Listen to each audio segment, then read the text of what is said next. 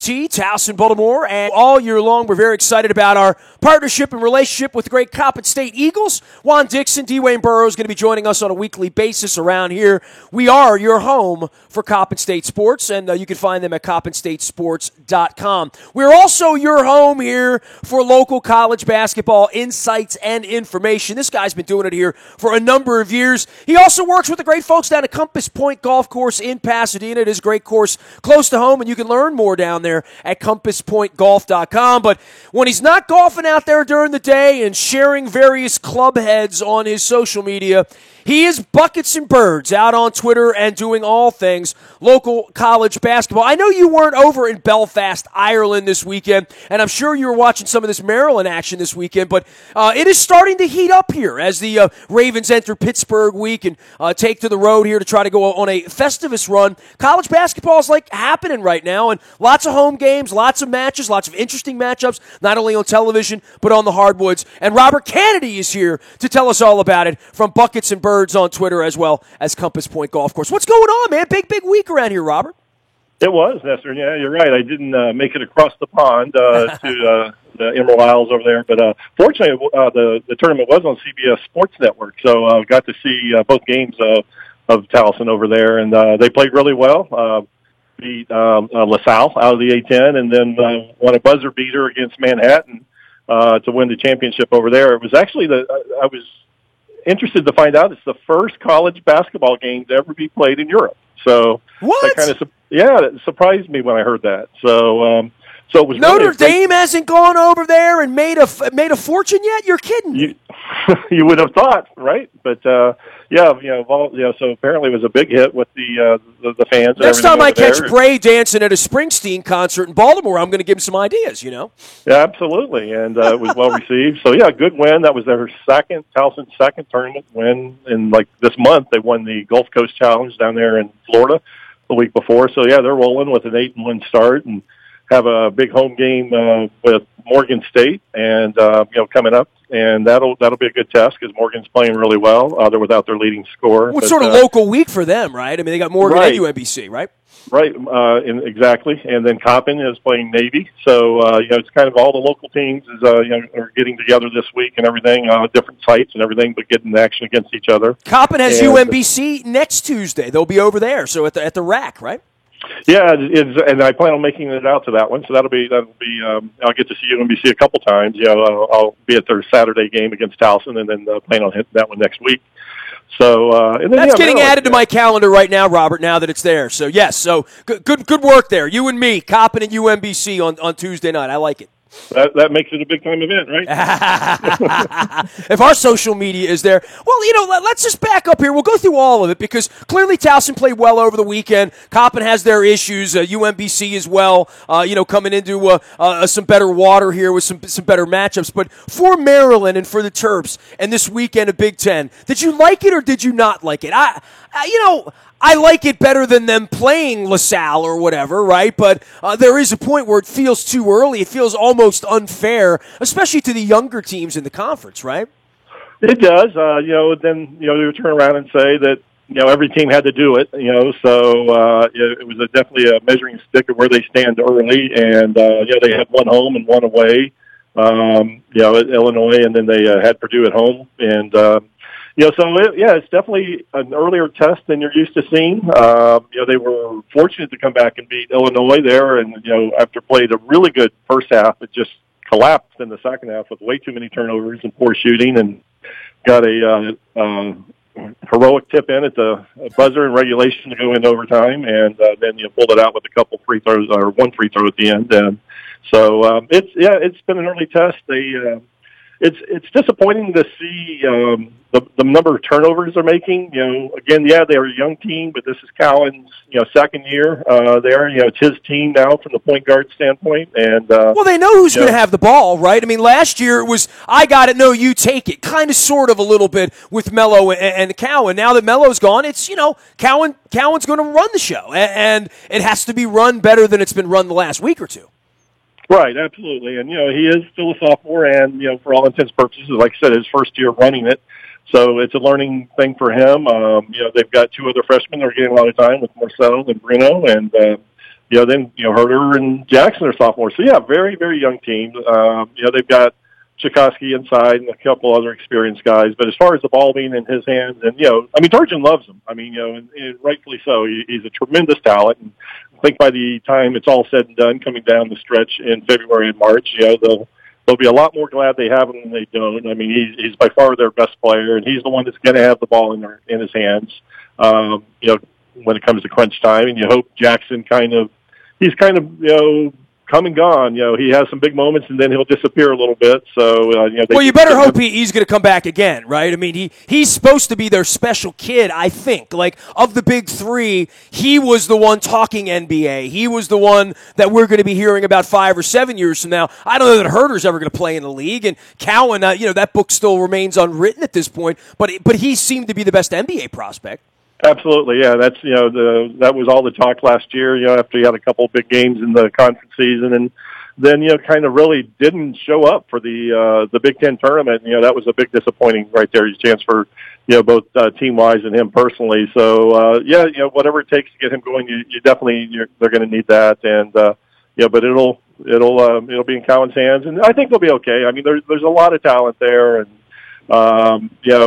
it's still early. They'll have they get some non-conference games for the next 10 days or so, which get them probably back on track to get some confidence going and to work on a few of those things. And against some not Big Ten talent, let's say Ohio and Gardner-Webb and Catholic, and actually then their last non-conference game will be UMBC down there at the Xfinity Center. So again, talking about the local matchups, that'll be a good one. That's the 29th of the month. They're a couple weeks away from that one, and then it begins. Penn State, they got to go out to East Lansing on the 4th of January. It's not going to be, but I thought the Illinois win, I thought that was kind of a gutsy thing, and they looked overmatched by Purdue, right? It just Purdue has always thought all off season to be the better team, and they're working some new talent around as well. But they had no answer for that big kid Haas. Oh yeah, he's a beast in there, and Purdue had just come off beating Louisville, a ranked team, top 20 ranked team. So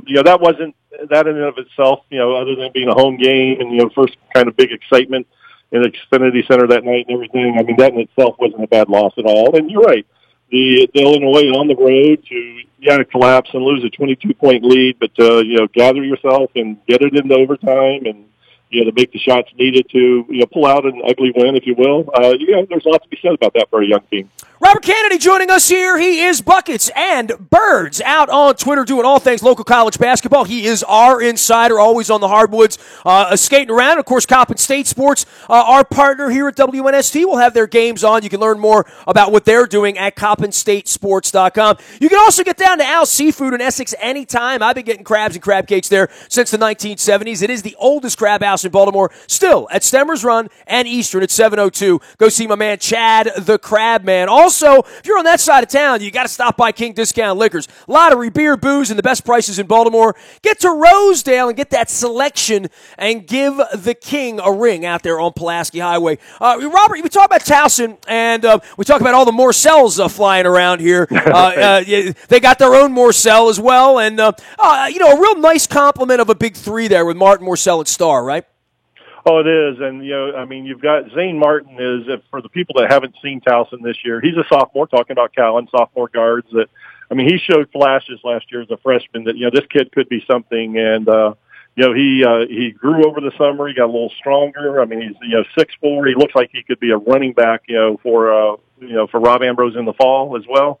And he's just quick. He can shoot. He is something special for them. And then, Brian Starr is, another senior guard who, has had a couple big games this year as well, is capable of scoring 20. And that's the thing with this Towson team. Even though Martin is averaging 17-point-something a game right now, any one of him or Starr or Morcell, is capable of scoring 20 on a night. But, Pat's playing 10 guys that are getting, 18 to 30 minutes apiece, so no one's getting 35, 36 minutes.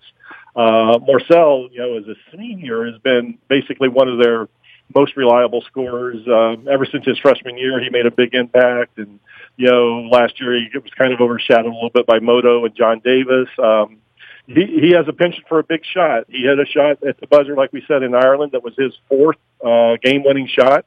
in his career. He was having a bad shooting night. There's no way around it. He shot less than 50% from the field, but yet when it came down to an inbounds play with 3 seconds to go and one shot, he was the one they ran the play for. And to his credit, he had a 15-footer on the baseline for the win. So they definitely have options. And in the 7 years I've been covering Towson, which coincides with the 7 years Scary's been there, this team has something the others don't. I mean, they play a really solid offense. They've always been criticized in the past for being too defensive-minded and not having good shooters and not having good scorers. But I've seen them play a few times this year. And, with those seniors and the sophomore Martin, they're definitely a fun team to watch and everything. So, yeah, we'll, be excited to watch them as they head into conference play.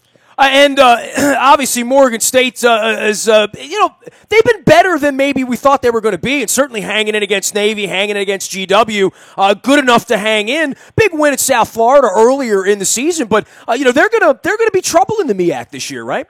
Oh, sure, and keep in mind they're playing without their leading scorer from last year, Kinley, T-Well Kinley, who was on the sidelines right now due to some the old violation of team rules. He's yet to play this year, but he's a guy that scored 20-some a game last year.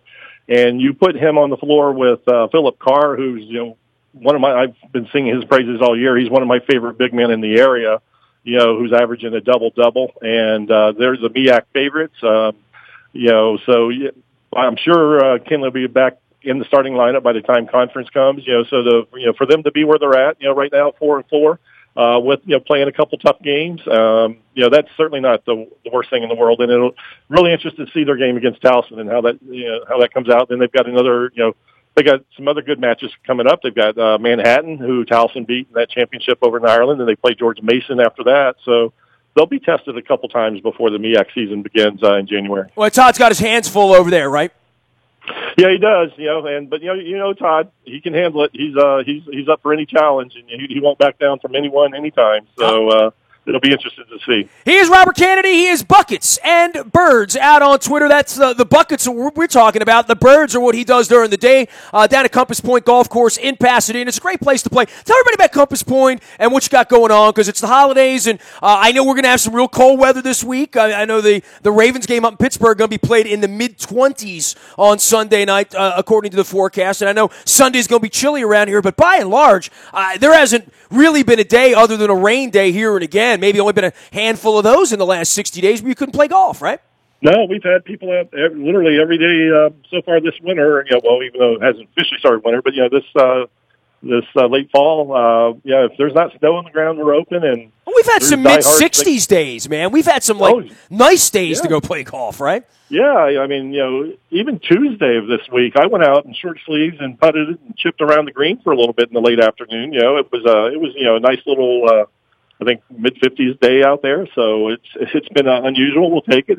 It's going to get colder, but by all means, people come out and play. Like I said, if we're open as long as there's no snow on the ground, and come in and get your gift cards for your the golfer on your Christmas list. Or pick up some nice Pro Vs. There's a special running on Pro V golf balls, in the pro shop now. Normally $48, on sale for $39. So holiday specials. So, I like it. Yeah. Absolutely. So. Everybody got to save a buck around here. Well, you can find Robert down at Compass Point, as well as compasspointgolf.com, and, of course, at Buckets and Birds out on Twitter. I know you're heating it up and getting it going here. Any thoughts about the bigger picture of national basketball and what's happening at the top right now? Look, a lot of these teams are playing each other, and then Duke goes out, and I was flipping around on Tuesday night. They were up 80-40 or something. They wound up putting 124 on St. Francis. Sometimes I wonder why these games are played, but I saw, the Big Ten was still playing games the other night too. Michigan State had to go out and beat Rutgers, and that was a closer game than I thought it was going to be as well. Yeah, it is. You're absolutely right. This time of year, you've got your Kansas is playing the St. Francis and those, so I peek in on those.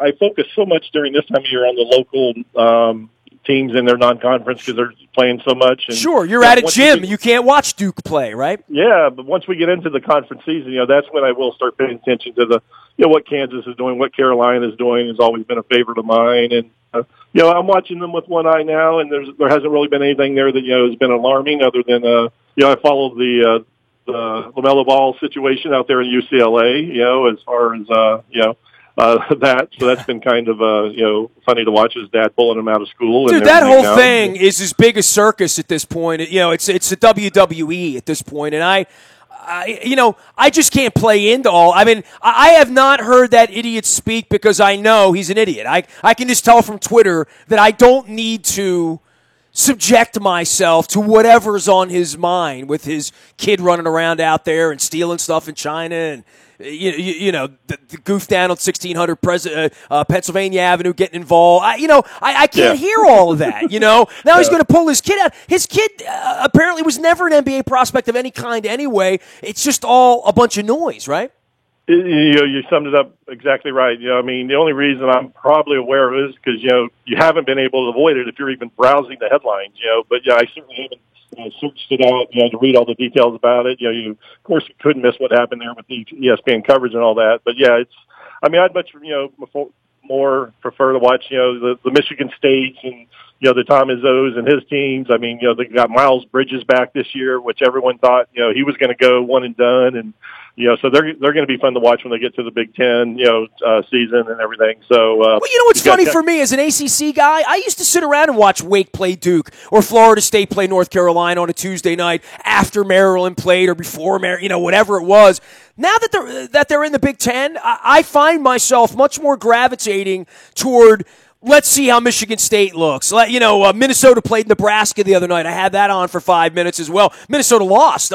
It feels to me like the Big Ten is Michigan State, maybe Purdue, and then everything else. So, I am interested in whether Maryland is going to be able to do better than they did against Illinois, let's say, the other night. Yeah, you're absolutely right. It's, last year, leading up to the Big Ten tournament being down at the Verizon Center, I watched more Big Ten basketball on TV last year, than I probably did the 10 years combined because, like you, I'd always followed the ACC, more, and I could have told you the rosters of just about every, team in the ACC, but, I started watching you talk Big Ten, you're usually thinking, Ohio State football and Michigan football, But, the last year to see what Michigan did, with their run through the tournament, Michigan State with the talent they had, and, with the hopes with Maryland playing, in their backyard. It was really exciting basketball to watch last year. You got Minnesota, with the job that Rick Pitino's son has done there, Richard, and, he's done a fine job, got them back in the top 20 again this year. So, it's definitely a fun conference to watch basketball, and you wouldn't have thought that a few years back, Well, and I think it's been fun for Maryland to sort of have this transitional phase, and I don't like seeing them lose 66-3 in football games, and I think part of that's the quarterback thing. But from a basketball perspective, I'm really enjoying the Big Ten. The travel part of it's probably not any fun for them, but I don't know, getting off a plane in Tallahassee mattered either, or Miami, or all the places that the ACC wanted to go and was going at that point anyway. So, I'm fine with the Big Ten switch. I get that it was about money, but I'm not one of those guys pining away for the nights at Cameron or the Dean Dome. I'm just not that guy. I think they got plenty of games ahead, and I do think it's a bigger, stranger conference where things like Minnesota and Purdue, where you think they're going to be good, and they get beaten and beaten handily early in the season. So, I think there is an opportunity here for Maryland. Yeah, there definitely is, and you're right as far as the travel. Whether you were traveling, to Miami or out to Iowa, the only thing I'd say about that is I'd much rather get off the plane in Miami in the middle of January than I would in Iowa, most likely. We all would. But yeah, it's. I think it's definitely been a positive change, as far as on the basketball, and like you said, still on the football. If they can ever just get out of the unlucky cloud that's fallen in their quarterback situation for the last couple of years, they may have a chance to do some things there. But and of course, playing in the toughest side of that division as the Big Ten doesn't help either. Where pretty much every year you're penciling in Ohio State, and Michigan, on your schedule before you really even get going. So. But, it's a great basketball conference, and, I enjoy watching it. Robert Kennedy's down at Compass Point. You can find him at Buckets and Birds on Twitter as well, and probably sitting courtside at Towson, UMBC, Coppin, Loyola, Navy, somewhere around here on any given night. I know it's your time of the year. Go rest up. Go watch some basketball. We'll check in again soon, Robert. Sounds good, Nestor. We'll appreciate you. There he goes, Robert Kennedy, Buckets and Birds, and, of course, all the golf stuff down there in Pasadena at compasspointgolf.com. You can find anything you miss here during Pittsburgh week. We've had an incredible week of radio in the BuyAToyota.com audio vault, 24 hours a day from anywhere in the world on your mobile device. Just download the TuneIn Radio app. We do come in crystal clear from wherever you happen to be. Morning newspaper ships to your email inbox at 7 a.m. That is all brought to you by our friends at Planet Fitness, where I'm going to need it after all this eggnog and pumpkin pie and cookies and all this nonsense. Mr. Rooney's Cookies in Pittsburgh on Sunday night, all that stuff. We'll be there. $10 a month, no commitment. PlanetFitness.com. They present our WNST morning newspaper. Tech Service is brought to you by Coons Ford of Security Boulevard. Dennis Colatzos will be here on Thursday, 3 until 5. It is the SSV on WNST, as well as our WNST Tech Service, breaking that news for you, all brought to you by Coons Ford of Security Boulevard. I'm still a very available individual, even during the holiday season. Nasty at WNST.net is my email. I'm on Facebook, Twitter, LinkedIn, Snapchat, Instagram, streaming live on our Facebook Live right here, as well as our YouTube WNSTV channel. I am Nestor. We are WNST.net, AM 1570, and WNST Towson, Baltimore, and we never stop talking Baltimore sports.